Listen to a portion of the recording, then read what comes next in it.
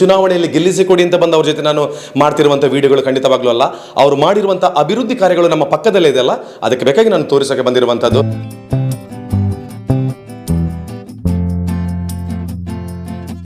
ಯಾಕಂದ್ರೆ ಇದು ಸುಬ್ರಹ್ಮಣ್ಯ ಮಂಜೇಶ್ವರ ರಾಜ್ಯ ಹೆದ್ದಾರಿ, ಈ ರೀತಿಯ ಕೆರೆಗಳು ಎಲ್ಲಿ ಕೂಡ ಮುಂದೆ ಸಿಗುವುದಿಲ್ಲ. ಇದು ಒಂದೇ ಸಿಗುವಂಥದ್ದು ಹೈವೇ ಮಧ್ಯದಲ್ಲಿ. ಹೊಗಳುವಿಕೆಗಾಗಿ ನಾನು ಇಂಟ್ರಡಕ್ಷನ್ ಕೊಡೋದಿಲ್ಲ. ನೀವೆಷ್ಟು ಬೇಕಾದರೂ ಕಮೆಂಟ್ಗಳನ್ನು ನನಗೆ ಮಾಡಿ, ಆದರೆ ಆಗಿರುವಂಥ ಕೆಲಸವನ್ನು ಕೂಡ ನಾವು ತೋರಿಸಬೇಕಾಗಿರುವಂಥದ್ದು ನಮ್ಮ ಜವಾಬ್ದಾರಿ.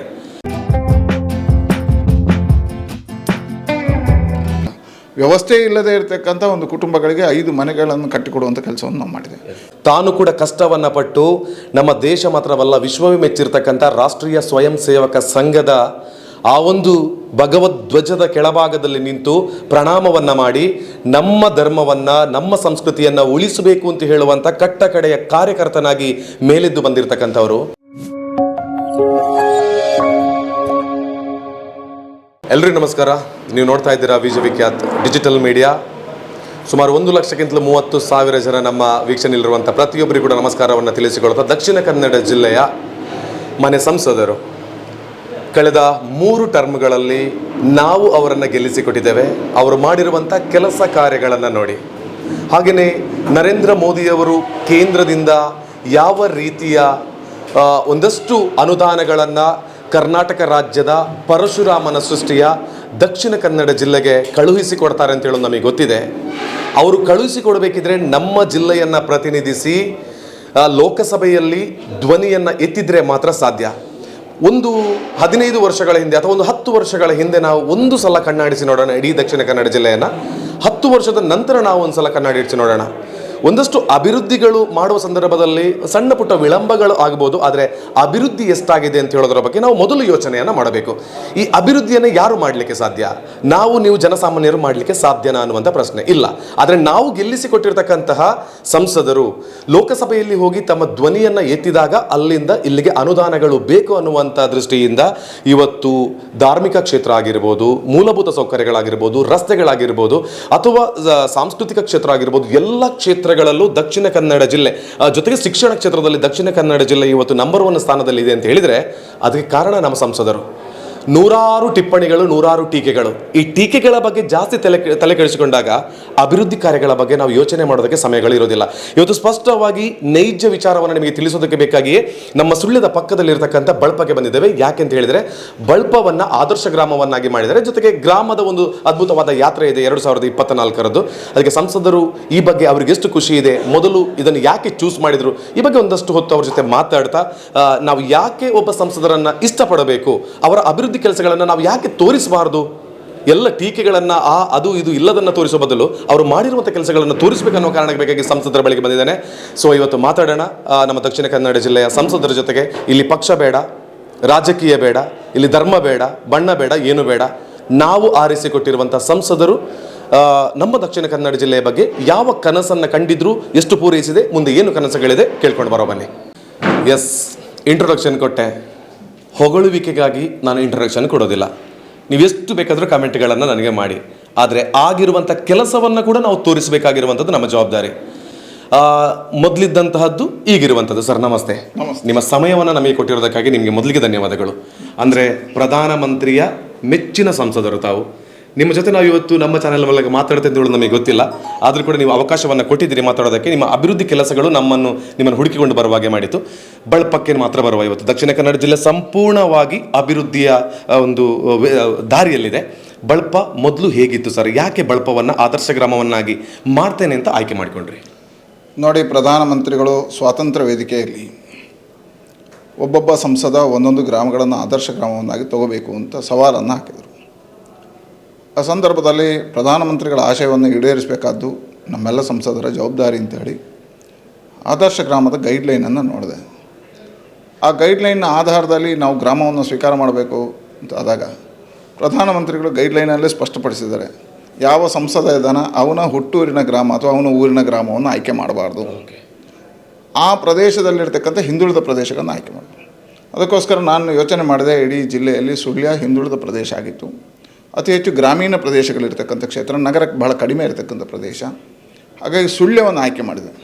ಆಗಿನ ಸುಳ್ಯದ ಶಾಸಕರಾಗಿರ್ತಕ್ಕಂಥ ಅಂಗಾರರ ಹತ್ರ ನಿಮ್ಮ ಕ್ಷೇತ್ರದ ಅತಿ ಹಿಂದುಳಿದ ಪ್ರದೇಶ ಒಂದು ಗ್ರಾಮವನ್ನು ಆಯ್ಕೆ ಮಾಡಿಕೊಡಿ ಅಂತ ಹೇಳಿದೆ.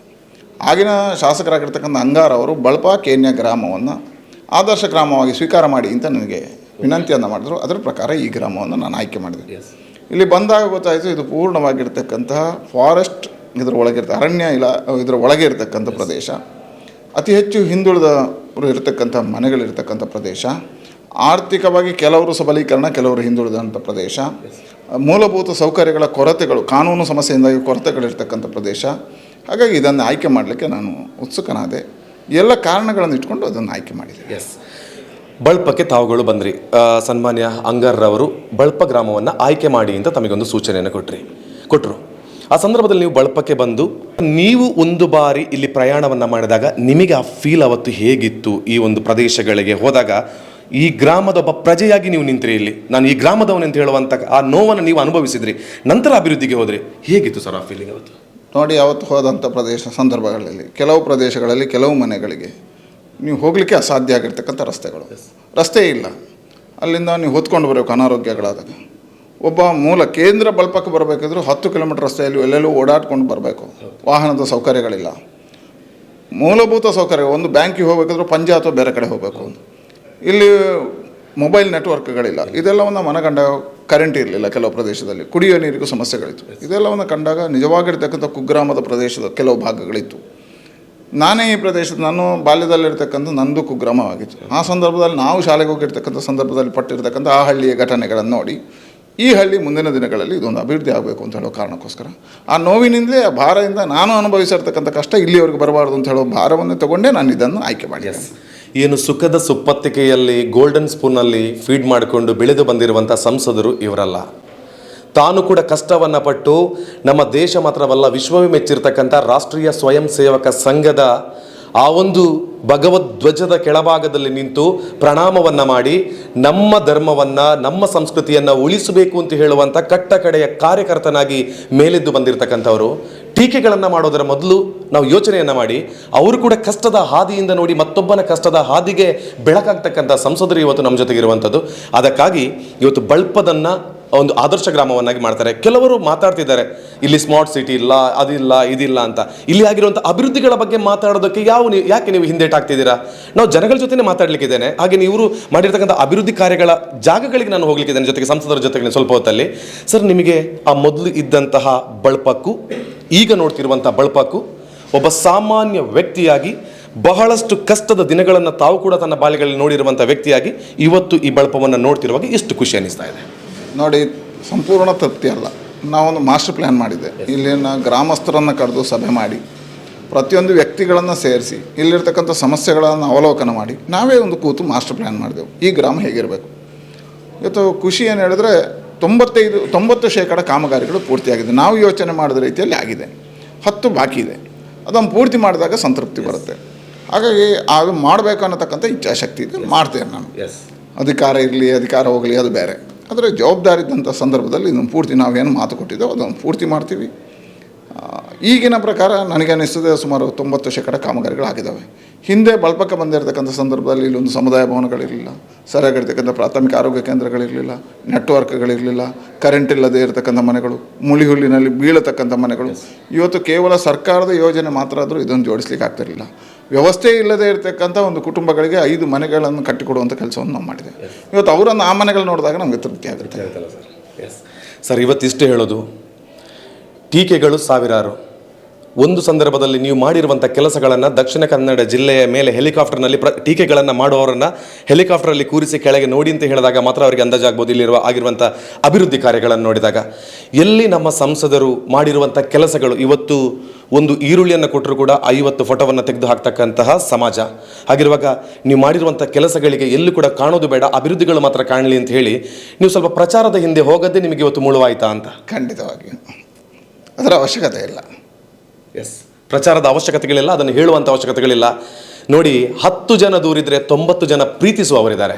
ಅದಕ್ಕಾಗಿಯೇ 3 ಬಾರಿ ಸಂಸದರನ್ನಾಗಿ ಆಯ್ಕೆ ಮಾಡಿರೋದು.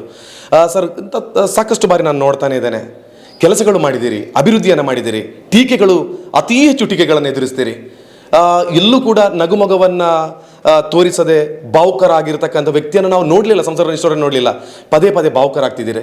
ಈ ಟೀಕೆಗಳಿಗೆ ಅಂಜ್ತಾ ಇದ್ದೀರಾ ಸರ್? ಯಾಕೆ, ಏನು ನೋವಾಗ್ತಿದೆ? ಅಂದರೆ ಕೆಲಸಗಳನ್ನು ಮಾಡಿಯೂ ಕೂಡ ಈ ರೀತಿಯ ಟೀಕೆಗಳು ಬಂದಾಗ ಸಾಕಷ್ಟು ನಿಮ್ಮ ನೋವಂದರೆ ಅದು ಸಾಮಾನ್ಯ ಕಾರ್ಯಕರ್ತರ ನೋವು, ಅಂದರೆ ನಿಮ್ಮನ್ನು ಆರಿಸಿಕೊಟ್ಟಿರುವಂಥ ನಮ್ಮ ನೋವು ಸರ್. ಹಾಗಿರುವಾಗ ಈ ಭಾವುಕತೆ ಯಾಕೆ, ಅದನ್ನು ಮರೆಮಾಚಬೇಕು ಸರ್. ನೀವು ಸ್ಪಷ್ಟವಾದ ಒಂದು ವಿಚಾರವನ್ನು ಇವತ್ತು ಇಲ್ಲಿ ನಿಂತಾಗ ಆನಂದ ಭಾಷೆ ಬರುತ್ತೆ. ನಾವು ಮಾಡಿದ ಕೆಲಸ ಹಠ ಮಾಡಿಸಿ ಇದನ್ನು ಪೂರ್ತಿ ಮಾಡಿದೆ. ಬಾಕಿ ಯಾವುದೇ ಟೀಕೆಗಳಿಗೆ ಅಂಜುವಂಥ ಅವಶ್ಯಕತೆ ಇಲ್ಲ. ಟೀಕೆಗಳು ಸಹಜ, ಭಗವಂತನಿಗೂ ಟೀಕೆ ಇರುತ್ತೆ. ಟೀಕೆ ಇದ್ದಾಗ ನಾವು ಹೆಚ್ಚು ಬೆಳಿತೀವಿ. ಟೀಕೆ ಬರಬೇಕು, ನಿಂದಕರಿರಬೇಕು ಅಂತ ಹೇಳ್ತಾರೆ. ಆ ನಿಂದನೆ ಬರಬೇಕು, ಅದನ್ನು ಆದಾಗ ನಾವು ಬೆಳಿತೀವಿ. ನಮ್ಮ ತಪ್ಪುಗಳು ಸರ್ ನಮಗೆ ಅರ್ಥ ಆಗುತ್ತೆ. ನನಗೆ ಬಂದಿರತಕ್ಕಂಥದ್ದು ಇವತ್ತು ಇಲ್ಲಿ ಏನು ಅಂತ ಹೇಳಿದ್ರೆ, ನಾವೇನು ಹಠ ಹಿಡಿದೀವಿ, ಭಾಳಷ್ಟು ಜನ ಟೀಕೆ ಆಗ ಬಂತು, ಇದು ಮಾಡಲಿಕ್ಕೆ ಸಾಧ್ಯನಾ, ಅದು ಮಾಡಿದ್ದೇವೆ ಅನ್ನುವಂಥ ತೃಪ್ತಿದೆ. ಅದು ಆನಂದ ಭಾಷಣ. Yes sir, okay. ನಾನು ಇಷ್ಟೇ ಹೇಳೋದು, ನಾನೊಬ್ಬ ಸಾಮಾನ್ಯ ವ್ಯಕ್ತಿಯಾಗಿ 3 ಸಾರಿ ಗೆದ್ದಿದ್ದಾರೆ. ಹೈಕಮಾಂಡ್ ಏನು ಹೇಳುತ್ತೆ ಗೊತ್ತಿಲ್ಲ ಮುಂದಿನ ಚುನಾವಣೆಯಲ್ಲಿ. ಇದು ಚುನಾವಣೆಯಲ್ಲಿ ಗೆಲ್ಲಿಸಿಕೊಡಿ ಅಂತ ಬಂದವ್ರ ಜೊತೆ ನಾನು ಮಾಡ್ತಿರುವಂಥ ವಿಡಿಯೋಗಳು ಖಂಡಿತವಾಗ್ಲೂ ಅಲ್ಲ. ಅವರು ಮಾಡಿರುವಂಥ ಅಭಿವೃದ್ಧಿ ಕಾರ್ಯಗಳು ನಮ್ಮ ಪಕ್ಕದಲ್ಲೇ ಇದೆಯಲ್ಲ, ಅದಕ್ಕೆ ಬೇಕಾಗಿ ನಾನು ತೋರಿಸೋಕೆ ಬಂದಿರುವಂಥದ್ದು. ಆವಾಗಲೇ ಹೇಳಿದೆ, ಕಮೆಂಟ್ಗಳು 100 ಮಾಡಿ, ನೋ ಪ್ರಾಬ್ಲಮ್. ಆದರೆ ಕೆಲಸಗಳು ಆದಾಗ ಅದನ್ನು ತೋರಿಸ್ತಕ್ಕಂಥದ್ದು ಕೂಡ ನಮ್ಮ ಜವಾಬ್ದಾರಿಯಾಗಿರಬೇಕು. ಅಂಥ ಒಬ್ಬ ಅದ್ಭುತವಾದ ಸಂಸದರನ್ನು ಈ ನಮ್ಮ ನಾಡಿಗೆ ಕೊಟ್ಟಿರ್ತಕ್ಕಂಥ ಎಲ್ಲ ಮತದಾರ ಬಂಧುಗಳಿಗೆ, ಎಲ್ಲ ನಮ್ಮ ಆತ್ಮೀಯ ಬಂಧು ಮಿತ್ರರುಗಳಿಗೆ ಧನ್ಯವಾದವನ್ನು ಸಲ್ಲಿಸಿಕೊಳ್ತಾ ನಾವೆಲ್ಲ ಪ್ರಾರ್ಥನೆಯನ್ನು ಮಾಡೋಣ. ಮುಂದಿನ ಚುನಾವಣೆ ಏನಾಗುತ್ತೆ ಅಂತ ನಮಗೆ ಗೊತ್ತಿಲ್ಲ. ಈಗ ಆಗಿರುವಂಥ ಕೆಲಸ ಕಾರ್ಯಗಳ ಬಗ್ಗೆ ನಾವು ಗಮನವನ್ನು ವಹಿಸಿ ಅವರಿಗೆ ಯಾವತ್ತೂ ಕೂಡ ನಮ್ಮ ಸಹಕಾರ ಇರಲಿ, ಆಶೀರ್ವಾದ ಇರಲಿ. ದೇವರ ಆಶೀರ್ವಾದದೊಂದಿಗೆ ಸದಾಕಾಲ ಆಯುಷ್ಯ, ಆರೋಗ್ಯ ಭಾಗ್ಯದೊಂದಿಗೆ ತಾವೆಲ್ಲ ಇನ್ನೂ ಬೆಳೆಯಿರಿ ಸರ್ ಅಂತ ಹೇಳಿಕೊಳ್ತಾ ನಮ್ಮ ಜೊತೆ ಸಮಯ ಕೊಟ್ಟಿರೋದಕ್ಕಾಗಿ ತಮಗೆ ಧನ್ಯವಾದಗಳು. Thanks sir. Thank you.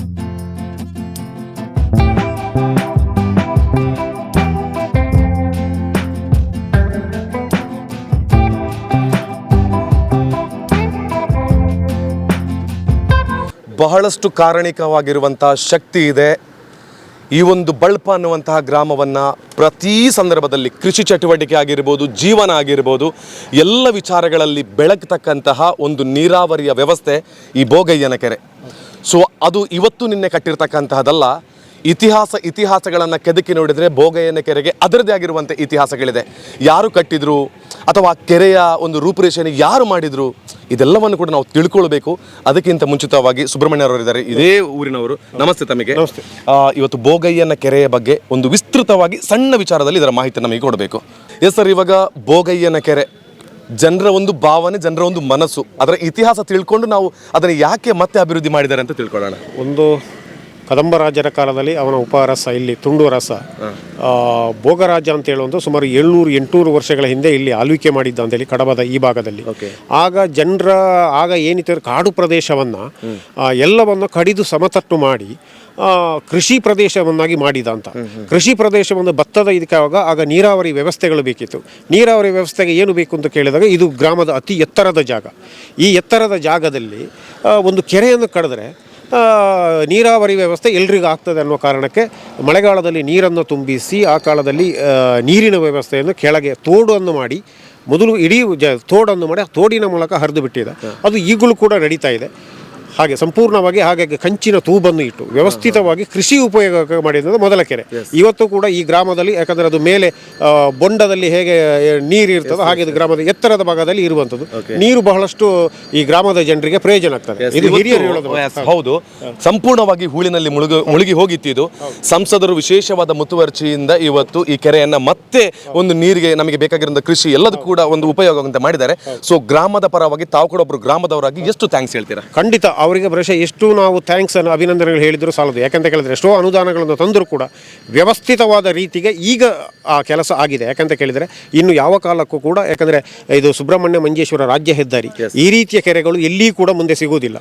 ಇದು ಒಂದೇ ಸಿಗುವಂಥದ್ದು ಹೈವೇ ಮಧ್ಯದಲ್ಲಿ. ಪ್ರವಾಸೋದ್ಯಮ ಇಲಾಖೆಗೆ ಇದನ್ನು ಬೋಟಿಂಗ್ ಅಥವಾ ಇತರೆ ವ್ಯವಸ್ಥೆಗಳನ್ನು ಮಾಡೋದಕ್ಕೆ ಬೇಕಾದಷ್ಟು ಸೌಕರ್ಯಗಳಿದೆ. ಇದರಿಂದ ಪ್ರವಾಸಿಗರಿಗೆ ಕೂಡ ತುಂಬ ಅನುಕೂಲ ಆಗ್ತದೆ. ಓಕೆ ಸರ್, ಒಳ್ಳೆ ಮಾಹಿತಿ ಕೊಟ್ರಿ. ಥ್ಯಾಂಕ್ ಯು ಸೋ ಮಚ್ ನಿಮಗೆ. Thank you. ಪಂಜದಿಂದ ನಾವು ಸುಬ್ರಹ್ಮಣ್ಯಕ್ಕೆ ಕನೆಕ್ಟ್ ಆಗುವಾಗ ಬಳ್ಪ ಅನ್ನುವಂತಹ ಒಂದು ಊರು ಬರ್ತದೆ. ಆ ಊರಲ್ಲಿ ಹೇಗಿತ್ತು ಅಂತ ಹೇಳಿದರೆ, ಒಂದು ಕಾಲದಲ್ಲಿ ಕಾಡು, ರೋಡ್ ಕೂಡ ಸರಿ ಇಲ್ಲ, ಗ್ರಾಮದ ಒಳಭಾಗದಲ್ಲಿ ಬೇಕಾಗಿದ್ದಂತಹ ಮೂಲಭೂತ ಸೌಕರ್ಯಗಳಿಲ್ಲ. ಇದೆಲ್ಲವನ್ನು ಕಂಡು ಸಂಸದರ ಆದರ್ಶ ಗ್ರಾಮ ಅಂತ ಒಂದು ವಿಚಾರವನ್ನು ತೆಗೆದುಕೊಂಡಾಗ ಸಂಸದರು ಆಯ್ಕೆಯನ್ನು ಅವರ ಹುಟ್ಟೂರನ್ನು ಬೇಕಾದ್ರೆ ಆಯ್ಕೆ ಮಾಡಿಕೊಳ್ಬೋದಿತ್ತು. ಆದರೆ ಇಂತಹ ಒಂದು ಕುಗ್ರಾಮವಾಗಿದ್ದಂತಹ ಬಳ್ಪವನ್ನು ಮೇಲಕ್ಕೆ ತರಬೇಕು, ಅದು ಆದರ್ಶವಾಗಿರುವಂಥ ಗ್ರಾಮವಾಗಬೇಕು ಅಂತ ಹೇಳುವಂಥ ಕಾರಣಕ್ಕೆ ಬೇಕಾಗಿ ಈ ಒಂದು ಬಳ್ಪವನ್ನು ತನ್ನ ಸಂಸದರ ಒಂದು ಆದರ್ಶ ಗ್ರಾಮವನ್ನಾಗಿ ತೆಗೆದುಕೊಂಡರು. ಈ ಸುಬ್ರಹ್ಮಣ್ಯದ ರಸ್ತೆಯಲ್ಲಿ ತೆರಳುವಾಗ ನಮಗೆ ಗೊತ್ತೇ ಇದೆ, ಏನು ಇಲ್ಲಿ ವಿಶೇಷತೆ ಅಂತ ಗೊತ್ತಿಲ್ಲ. ಇಲ್ಲಿ ಹೋಗುವಾಗ ಪ್ರತಿಯೊಬ್ಬರು ಕೈ ಮುಗಿದುಕೊಂಡು ಹೋಗ್ತಾರೆ. ನಮ್ಮ ಹಿಂದೆ ಕೆರೆ ಇದೆ. ನಾವು ಕೂಡ ನೂರಾರು ಬಾರಿ ಇಲ್ಲಿ ಸುತ್ತಾಡಿರುವಾಗ ಇಲ್ಲಿ ಸಂಪೂರ್ಣವಾಗಿ ಕೆಸರುಮಯವಾಗಿತ್ತು. ಇದು ಕೆರೆಯ ಅಂತ ನಮಗೆ ಗೊತ್ತಿರಲಿಲ್ಲ. ಸರ್, ಒಂದು ಒಳ್ಳೆ ಮುತುವರ್ಜಿಯನ್ನು ವಹಿಸಿ ಇದು ಕೇವಲ ಒಂದು ಆದರ್ಶ ಗ್ರಾಮದ ಮೂಲಕ ತಾವು ಮಾಡಿಕೊಟ್ಟಿರುವಂಥದ್ದಲ್ಲ, ಈ ಬಳ್ಪ ಗ್ರಾಮದ ಜನರ ಒಂದು ಮನಸ್ಸನ್ನು ನೀವು ಇವತ್ತು ಮತ್ತೆ ಕೆರೆಯ ಮೂಲಕ ನೀರು ತುಂಬಿಸಿ ಅವರೊಂದು ಪ್ರೀತಿಯನ್ನು ತುಂಬುವಾಗೆ ಮಾಡಿದ್ದೀರಿ. ಸೊ ಇವತ್ತು ನೀರು ತುಂಬಿದೆ, ಎಲ್ಲರ ಮನಸ್ಸು ಕೂಡ ತುಂಬಿದೆ. ಸೊ ಏನು ಹೇಳೋಕ್ಕೆ ಇಷ್ಟಪಡ್ತೀರಾ? ನೋಡಿ, ಇಲ್ಲಿ ನಾನು ಬಂದಾಗ ಮೊದಲ ಬೇಡಿಕೆ ಇದೇ ಇತ್ತು. ಪ್ರಮುಖವಾಗಿ 3 ಇತ್ತು. ಒಂದು, ಮೂಲಭೂತ ಸೌಕರ್ಯಗಳು, ರಸ್ತೆಗಳೇ ಇಲ್ಲದೆ ಇರತಕ್ಕಂಥ ಒಳ ಕಾಡಿನ ಅರಣ್ಯ ಪ್ರದೇಶಗಳು, ಹೆಚ್ಚು ಮನೆಗಳಿರ್ತಕ್ಕಂಥದ್ದು. ಎರಡನೇದು, ಇಷ್ಟು ದೊಡ್ಡದಾಗಿರ್ತಕ್ಕಂಥ ಕೆರೆ ಇದ್ದು ಉಪಯುಕ್ತ ಇಲ್ಲದೆ ಇರತಕ್ಕಂಥ ಕೆರೆ ಮತ್ತು ಇದರ ಜೊತೆಗೆ ಭಾವನೆಗಳಿದ್ದು. ಮೂರನೇದು ಇರ್ತಕ್ಕಂಥದ್ದು, ಇಲ್ಲಿ ಶಿಕ್ಷಣಕ್ಕೆ ಆದ್ಯತೆ ಕೊಡಬೇಕು. ನನಗೆ ಅನಿಸಿದೆ, ನಾವು ಮೊದಲಿಗೆ ಶಿಕ್ಷಣಕ್ಕೆ ಆದ್ಯತೆ ಕೊಟ್ಟೆವು, ಶಾಲೆಗಳಿಗೆ ಸ್ಮಾರ್ಟ್ ಕ್ಲಾಸ್ ಮಾಡ್ತಕ್ಕಂಥ ಅಂಗನವಾಡಿ ಕೇಂದ್ರಗಳನ್ನ. ಎರಡನೇದು, ಮೂಲಭೂತ ಸೌಕರ್ಯ ರಸ್ತೆಗಳ ಜೊತೆ ಈ ಕೆರೆಯನ್ನು ತೊಗೊಂಡೆ. ನನಗನ್ನಿಸಿದೆ, ಇಷ್ಟು ಕೆಲಸ ಮಾಡಿದಾಗ ಈ ಕೆರೆ ಇವತ್ತು ತುಂಬಿ ತುಳುಕಿದಾಗ, ಈ ತುಂಬಿ ನೀರು ಹಾರಿದಾಗ ಎಲ್ಲ ಕಾರ್ಯ ಮಾಡಿದ್ದಕ್ಕಿಂತ ಇದು ಸಾರ್ಥಕ ಅನಿಸಿದೆ. ಒಂದು 2 ಕೋಟಿ ರೂಪಾಯಿಗಳನ್ನು ಇವತ್ತು ರಾಜ್ಯ ಸರ್ಕಾರದಿಂದ ಆಗ ನಮ್ಮ ಮುಖ್ಯಮಂತ್ರಿಗಳಾಗಿರ್ತಕ್ಕಂಥ ಬೊಮ್ಮಾಯಿ ಅವರು ಕೊಟ್ಟ ಕಾರಣಕ್ಕೋಸ್ಕರ ಇದೊಂದು ಅದ್ಭುತವಾಗಿ ಮೂಡಿದೆ. ಹೌದು, ಒಂದು ಊರಿಗೆ ಮೂಲಭೂತ ಸೌಕರ್ಯಗಳಲ್ಲಿ ನೀರು ಕೂಡ ಬಹಳ ಮುಖ್ಯ. ಸರ್, ಈ ನೀರನ್ನು ಮತ್ತೆ ಈ ಕೆರೆಯ ಮೂಲಕ ಅದೆಷ್ಟೋ ಇತಿಹಾಸಗಳಿರ್ತಕ್ಕಂಥ ಇದನ್ನು ತಮ್ಮ ಒಂದು ಮುತುವರ್ಜಿಯ ಮೂಲಕ ತಾವು ಯಾವತ್ತೂ ಕೂಡ ಈ ಕೈಯಲ್ಲಿ ಮಾಡಿರುವಂಥ ಕೆಲಸವನ್ನು ಈ ಕೈ ನೋಡದ ರೀತಿಯಲ್ಲಿ ಮಾಡಿದ್ದೀರಾ ಎಷ್ಟೋ ಕೆಲಸಗಳು. ಸೊ ಬಳ್ಪದಲ್ಲಿ ಇದು ಕೂಡ ಬಹಳ ಪ್ರಮುಖವಾಗಿರುವಂಥ ವಿಚಾರ. ಈ ರಸ್ತೆಯಲ್ಲಿ ತೆರಳುವಾಗ ನೋಡಿ, ಇದು ನಮ್ಮ ಸಂಸದರಿಂದ ನಿರ್ಮಿಸಲ್ಪಟ್ಟಿರುವಂಥ ಅತ್ಯಂತ ಸುಂದರವಾಗಿರುವಂಥ ಕೆರೆ. ಸರ್, ನಾವು ಇಷ್ಟು ಹೇಳೋದು, ಇಲ್ಲಿ ಬಹಳಷ್ಟು ಕಾರಣಿಕವಾಗಿರುವಂಥ ಶಕ್ತಿಗಳಿದೆ. ಆ ದೇವರುಗಳ ಆಶೀರ್ವಾದ ನಿಮ್ಮ ಮೇಲೆ ಸದಾಕಾಲ ಇರಲಿ. ಇದು ನಾನು ಮಾತ್ರ ಹೇಳ್ತಿರೋದಲ್ಲ, ಈ ಬಳ್ಪದ ಪ್ರತಿಯೊಬ್ಬರ ಜನರು ಇದು ಬೇಕೆಂತ ಹೇಳ್ತಿದ್ರು, ಅದನ್ನು ತಾವು ಮಾಡಿಕೊಟ್ಟಿದ್ದಾರೆ. ಅದಕ್ಕಾಗಿ ಧನ್ಯವಾದವನ್ನು ಸಲ್ಲಿಸ್ತಾ ಇದ್ದೇವೆ. Thank you sir. ಎಸ್ ವೀಕ್ಷಕರೇ, ಬಳ್ಪದಲ್ಲಿದ್ದೇನೆ, ಕಲೆಕ್ಟ್ ಮಲ್ ತುಂಬ ಇದೆ. ದಾದಾ ಪಂಡೇನಿ ಏನಂತ ಹೇಳಿದರೆ, ಬಳ್ಪಕ್ಕೆ ಒಂದು ರೌಂಡ್ ಅಷ್ಟೇ. ಮೊದಲು ಹೇಗಿತ್ತು ಅಂತ ಹೇಳೋದು ನಮಗೆ ಗೊತ್ತಿದೆ. ಆಣೆಗಳ ಹಾವಳಿ, ಹೋಗೋದಕ್ಕೆ ವ್ಯವಸ್ಥೆಗಳಿಲ್ಲ. ಸಂಸದರು ನನ್ನ ಜೊತೆಗಿದ್ದಾರೆ. ನಾನು ಯಾವುದೇ ಅವರು ಪಕ್ಷದಿಂದ ಗೆದ್ದಿದ್ದಾರೆ ಅಂತ ಹೇಳುವಂಥ ಕಾರಣಕ್ಕೆ ಬೇಕಾಗಿ ಅವ್ರ ಜೊತೆ ಮಾತಾಡಲಿಕ್ಕೆ ಬರಲಿಲ್ಲ. ಅವ್ರು ಮಾಡಿರುವಂಥ ಕೆಲಸಗಳು ಒಂದು ಫೋಟೋ ನಾವು ನೋಡಿ, ನಾನು ಹಾಕಿರ್ತೇನೆ ಸರ್, ನೀವು ಕೂಡ ನೋಡಿ ಮೊದಲು ಹೇಗಿತ್ತು ಇಲ್ಲಿ ಅಂತ ಹೇಳುವಂಥ ಪರಿಸ್ಥಿತಿ. ಸೊ ನಿಮ್ಮ ಜೊತೆ ಎಲ್ಲರೂ ಕೂಡ ಮಾತಾಡಿಸ್ಬೋದು, ಅಂದರೆ ಏನು ಆ ವಿಚಾರಕ್ಕೆ ಅಂತೇಳಿ. ನಾನು ಮೊದಲಿಗೆ ನೀವು ಇಲ್ಲಿ ಇರುವಾಗಲೇ ಈ ಗ್ರಾಮದ 2-3 ಜನ ತಾಯಂದಿರು ಅಂದರೆ ಇಡೀ ಮನೆ ನೋಡುವವರು ಇಡೀ ದೇಶವನ್ನು ಕೂಡ ನೋಡ್ತಾರೆ. ತಾಯಂದಿರ ಜೊತೆ ನಾನು ಕೇಳ್ತೇನೆ, ಅವರಿಗೆ ಎಷ್ಟು ಖುಷಿ ಕೊಟ್ಟಿದೆ, ಮೊದಲು ಎಷ್ಟು ಕಷ್ಟ ಇತ್ತು ಅಂತ. ಅಮ್ಮ ಬನ್ನಿ ಇಲ್ಲಿ, ಅದಕ್ಕೆ ಬೇಕಾಗಿ ಅವ್ರನ್ನ ಕಲೆಕ್ಟ್ ಮಾಡಿಕೊಂಡೆ ನಿಮ್ಮ ಎದುರಲ್ಲೇ ನಮಗೆ ಬೇಕಾಗಿರುವಂಥ ಉತ್ತರ. ಇವ್ರಿಗೆ ಎಷ್ಟು ಖುಷಿಯಾಗಿದೆ, ಅವರು ಫ್ರ್ಯಾಂಕ್ ಆಗಿ ನೀವು ಮಾತಾಡ್ತಿರಲ್ಲ. ಇವಾಗ ನಿಮ್ಮ ಹೆಸರು ಹೇಳಿ. ಶಶಿಕಲಾ, ನಾನು ಮುಂಚೆ ಗ್ರಾಮ ಪಂಚಾಯತಿ ಅಧ್ಯಕ್ಷ ಆಗಿದ್ದೆ. ಓಕೆ, ಯಾವ ಪಕ್ಷದಿಂದ ಬೇಕಾದ್ರೆ ನೀವು ಸ್ಪರ್ಧಿಸಿರಿ, ನಮಗೆ ತೊಂದರೆ ಇಲ್ಲ. ಬಟ್ ಇದೇ ಒಂದು ರಸ್ತೆಯಲ್ಲಿ ನೋಡಿ, ಇಲ್ಲೊಂದು ಕಾಣ್ತಾ ಇದೆ ನಿಮಗೆ, ಇದೇ ರಸ್ತೆಯಲ್ಲಿ ಹೋಗ್ತಾ ಇದ್ರಲ್ಲ ನೀವು. ಎಸ್, ಇವಾಗ ಸಂಸದರು ಈ ಕಡೆ ಇದ್ದಾರೆ ನನ್ನ ಜೊತೆಗೆ, ನೀವು ಕೂಡ ನನ್ನ ಜೊತೆನೇ ಇದ್ದೀರಾ. ಮೊದಲು ಹೇಗಿತ್ತು, ಈಗ ಹೇಗಿದೆ, ಮೊದಲಿನ ಪರಿಸ್ಥಿತಿ ಹೇಗಿತ್ತು, ಈಗದ ಪರಿಸ್ಥಿತಿ ಹೇಗಿದೆ, ಈ ಊರಿನವರಾಗಿ ಪ್ರತಿನಿತ್ಯ ಇಲ್ಲಿ ನೀವು ಹೆಜ್ಜೆ ನೀಡುವವರಾಗಿ ಯಾವ ರೀತಿಯಲ್ಲಿ ಈ ವಿಚಾರದ ಬಗ್ಗೆ, ಈ ಅಭಿವೃದ್ಧಿಯ ಬಗ್ಗೆ ಹೇಳಲಿಕ್ಕೆ ಇಷ್ಟಪಡ್ತೀರಾ? ನಮಗೆ ಅಂದರೆ ತುಂಬ ಖುಷಿ ಆಗ್ತಿದೆ. ಆದರ್ಶ ಗ್ರಾಮದಲ್ಲಿ ನಮಗೆ ಇಂಥ ಒಂದು ರಸ್ತೆ ಅಂದರೆ ನಮಗೆ, ನಾವು ಪುಣ್ಯ ಮಾಡಿದ್ದೇವೆ ಈ ಮಣ್ಣಲ್ಲಿ ಓಡಾಡಬೇಕಂದ್ರೆ. ಯಾಕೆಂದರೆ 58 ಕೋಟಿ ನಮ್ಮ ಬಳ್ಪಕ್ಕೆ ಬಂದಿದೆ ಅಂದರೆ ನಮಗೆ ತುಂಬ ಹೆಮ್ಮೆಯ ವಿಷಯ. ಯಾಕೆಂದರೆ ಪ್ರಧಾನಮಂತ್ರಿ ಅವರು ಕಂಡಂಥ ಕನಸು, ಮನೆ ಮನೆಗೆ ಇವತ್ತು ರಸ್ತೆ ವ್ಯವಸ್ಥೆಯಾಗಿದೆ. ಇವತ್ತೀಗ 10 ಕೋಟಿ ಮೊನ್ನೆ ಬಿಡುಗಡೆಯಾದಂಥ ರಸ್ತೆ ಕೂಡ ಮನೆ ಬಾಗಿಲಿಗೆ. ಮತ್ತೊಂದು ವಿಷಯ ಮೇಡಮ್, ಮೊದಲು ಏನಾಗಿತ್ತು ಗೊತ್ತಾ, ಇಲ್ಲಿ ಈ ಕಡೆಗೆ ಯಾರಾದರೂ ಒಬ್ಬರು ಗಂಡಸಿದ್ರೆ ಇಲ್ಲಿ ಹೆಣ್ಣು ಕೊಡಬೇಕಂದ್ರೆ ಕೂಡ ಅಲ್ಲಿ ಕೊಡ್ತಾ ಇರಲಿಲ್ಲ. ಯಾಕಂದರೆ ಅದು ಬಳ್ಪ, ಅಲ್ಲಿ ಬೇಡ, ಅದೊಂದು ಬಹಳ ಕುಗ್ರಾಮ ಅಂತ ಹೇಳುವಂಥದ್ದು. ಸೊ ಹೀಗೆಲ್ಲ ಇದ್ದಾಗ ನೀವು ಪ್ರಧಾನಮಂತ್ರಿ ಅವರು ಕಂಡಿರುವಂಥ ಕನಸನ್ನು ಸಂಸದರು ಈ ಗ್ರಾಮಕ್ಕೆ ಒಂದು ಆದರ್ಶ ಗ್ರಾಮವನ್ನು ಮಾಡಿ ನಿಮ್ಮ ಒಂದು ಗ್ರಾಮದ ಅಭಿವೃದ್ಧಿ ಮಾಡಿದರೆ ಎಷ್ಟು ಥ್ಯಾಂಕ್ಸ್ಫುಲ್ ಆಗಿದ್ದೀರಾ, ಮನಸಾರ ಹೇಳಿಬಿಡಿ. ನಮಗೆ ತುಂಬ ಖುಷಿ ಅನಿಸ್ತಾ ಇದೆ. ಯಾಕೆಂದರೆ ಇಲ್ಲಿ ಮನೆಗಳಿಗೆ ಹೋಗ್ಲಿಕ್ಕೆ ಒಂದೊಂದು ರಸ್ತೆಗಳನ್ನು ಹೋಗುದಂದ್ರೆ ಎಲ್ಲ ಮಾಡಿದಾರಲ್ವ, ಅದು ಓಕೆ. ಆಗಿರೋದ್ರ ಬಗ್ಗೆ ನಾವು ಕೇಳಿದ್ವಿ. ಏನಾದರೂ ಕೊರತೆಗಳು ನಿಮ್ಮ ಅಂದರೆ ಗ್ರಾಮ ಪಂಚಾಯತ್ ಅಧ್ಯಕ್ಷೆಯಾಗಿ ನಿಮ್ಗೆ ಗೊತ್ತಿದೆ, ಏನಾದರೂ ಕೊರತೆಗಳು ಇನ್ನಿದೆಯಾ, ಏನಾದರೂ ಆಗ್ಲಿಕ್ಕಿದೆಯಾ? ಸಂಸದರ ಜೊತೆ ಇಲ್ಲೇ ಮಾತಾಡೋಣ. ಆಗ್ಲಿಕ್ಕೆ ಇನ್ನೊಂದು 5% ಇರ್ಬೋದು, 95% ಆಗಿದೆ. ಓಕೆ, ನೋಡಿ ಸಂಸದರು ನೀವು ಹೇಳಿದಿರಿ ಸರ್ 90% ಆಗಿದೆ ಅಂತ, ಜನಗಳು ಹೇಳ್ತಿದ್ದಾರೆ ಕೇವಲ 5% ಮಾತ್ರ ಬಾಕಿ ಇರೋದು ಅಂತ. ಇದಕ್ಕಿಂತ ತೃಪ್ತಿ. ಥ್ಯಾಂಕ್ ಯು ಮೇಡಮ್, ನಿಮಗೆ ಥ್ಯಾಂಕ್ ಯು ಮಾತಾಡಿದ್ದಕ್ಕೆ. ಸರ್, ಇಷ್ಟು ಕೇಳಿದ್ರಿ, ಜನಗಳ ಮಾತು, ನೀವು ಕರೆಸಿರೋದಲ್ಲ, ನಾವೇ ಅವ್ರನ್ನ ಮಾತಾಡಿ ಮೇಡಮ್ ಅಂತ ಕರ್ಕೊಂಡು ಬಂದಿರೋದು. ಸೊ ಇದನ್ನು ನೋಡಿದಾಗ ನಿಮ್ಗೆ ಎಷ್ಟು ಖುಷಿ ಆಗ್ತಾ ಇದೆ? ಈ ರಸ್ತೆ ಮೊದಲನೇ ಚಿತ್ರಣ, ಈಗದ ಚಿತ್ರಣ ನೋಡಿ. ಆಗ ನಮ್ಮ ಬಂದಾಗ ಇರ್ತಕ್ಕಂಥ ಸಮಸ್ಯೆಗೂ ಇವತ್ತಿರ್ತಕ್ಕಂಥ ಸಮಸ್ಯೆಗೂ ಜಗಜಾಂತರ ಇದೆ. ಇವತ್ತೆಲ್ಲ ಸಮಸ್ಯೆಗಳನ್ನು ಪರಿಹಾರ ಮಾಡಿದ್ದೇವೆ, ಆದರೆ ನಮಗೆ ತೃಪ್ತಿ ಪಡುವಂಥದ್ದಿಲ್ಲ. ಯಾಕಂದರೆ ಜನ ಹೇಳಬೇಕು. ಇವತ್ತು ಜನರಿಗೆ ಖುಷಿ ಇದೆ, ಅದು ತೃಪ್ತಿ ಇದೆ. ಎಸ್, ಅಷ್ಟು ಸಾಕಲ್ಲ ಸರ್. ಅಂದರೆ ನೋಡಿ, ನಾನು ರಸ್ತೆಯ ಬಗ್ಗೆನೇ ಅರ್ಧ ಗಂಟೆ ಎಪಿಸೋಡ್ ಮಾಡಲಿಕ್ಕೆ ಆಗೋದಿಲ್ಲ. ಈ ರೀತಿಯ ಬಳ್ಪದಲ್ಲಿ 100 ಕೆಲಸಗಳನ್ನು ಮಾಡಿದ್ದಾರೆ. ಅದೆಲ್ಲದರ ಬಗ್ಗೆ ಕೂಡ ನಾನು ಕೇಳಬೇಕಲ್ಲ ಸರ್. ರಸ್ತೆಯ ಮೂಲಕ ತೃಪ್ತಿ ಸಿಕ್ಕಿದೆ, ಒಂದು ಕೆರೆಯ ಮೂಲಕ ತೃಪ್ತಿ ಸಿಕ್ಕಿದೆ, ಅಲ್ಲಿ ಆಗಿರೋ ಕಟ್ಟಡಗಳ ಮೂಲಕ ಜನರಿಗೆ ತೃಪ್ತಿ ಸಿಕ್ಕಿದೆ. ಜನರ ತೃಪ್ತಿಗಳನ್ನು ಈಡೇರಿಸ್ತಕ್ಕಂಥ ಸಂಸದರು ಇವರು ಬಿಟ್ಟರೆ ಮತ್ತೊಬ್ಬರಾಗಲಿಕ್ಕೆ ಸಾಧ್ಯ ಇದೆಯಾ? ನಮ್ಮ ಮಂಗಳೂರಿಗೆ ಪ್ರಧಾನಮಂತ್ರಿಗಳು, ನಮ್ಮ ಹೆಮ್ಮೆಯ ಪ್ರಧಾನಮಂತ್ರಿಗಳು ಬಂದಾಗ ಇವರ ಬೆನ್ನನ್ನೇ ತಟ್ಟಿ ಒಂದು ಒಳ್ಳೆಯ ಸಂಸದ ಅಂತ ಹೇಳ್ತಾರೆ. ಸೊ ಇದಕ್ಕಿಂತ ಹೆಚ್ಚು ನಾವು ಇನ್ನು ನಾವು ಸಂಸದನ್ನು ಪಡಲಿಕ್ಕೆ ಸಾಧ್ಯ ಇಲ್ಲ. ಸೊ ನಿಮ್ಮ ಕೆಲಸಗಳಿಗೆ ಈ ಸ್ಥಳ ಸಹ ದೇವರು ಒಂದು ಆಶೀರ್ವಾದ ಕೊಡಲಿ. ಓಕೆ, ಗ್ರಾಮ ಪಂಚಾಯತ್ ಸದಸ್ಯ. ಈ ಹಿಂದೆ ಕೃಷಿಕರಿಗೆ ಕರೆಂಟಿನ ವ್ಯವಸ್ಥೆ ಸರಿಯಾಗಿರಲಿಲ್ಲ, ಪರಿವರ್ತಕಗಳು ಇದ್ದರೂ ಪಂಪು ಚಾಲು ಆಗ್ತಿರಲಿಲ್ಲ. ಅದನ್ನೆಲ್ಲ ಮನಗಂಡು ಸಂಸದರು ಎಲ್ಲೆಲ್ಲಿ ಅಗತ್ಯತೆ ಇದೆಯೋ ಅಲ್ಲೆಲ್ಲ ಪರಿವರ್ತಕ ಅಳವಡಿಸಿ ಈಗ ಕೃಷಿಕರಿಗೆ 24 ಗಂಟೆಯು ಯಾವ ಬೇಕಾದರೂ ಪಂಪು ಚಾಲು ಆಗುವಾಗಿ ಮಾಡಿದ್ದಾರೆ. ಅದು ಕೃಷಿಕರಿಗೆ ಮಾಡಿದ ದೊಡ್ಡ ಉಪಕಾರ. Thank you. ಅದಕ್ಕೆ ಬೇಕಾಗಿ ನೀವು ಫುಲ್ ಥ್ಯಾಂಕ್ಫುಲ್ ಆಗಿದ್ದೀರಾ ಅವರಿಗೆ. ಓಕೆ, ಥ್ಯಾಂಕ್ ಯು ನಿಮಗೆ.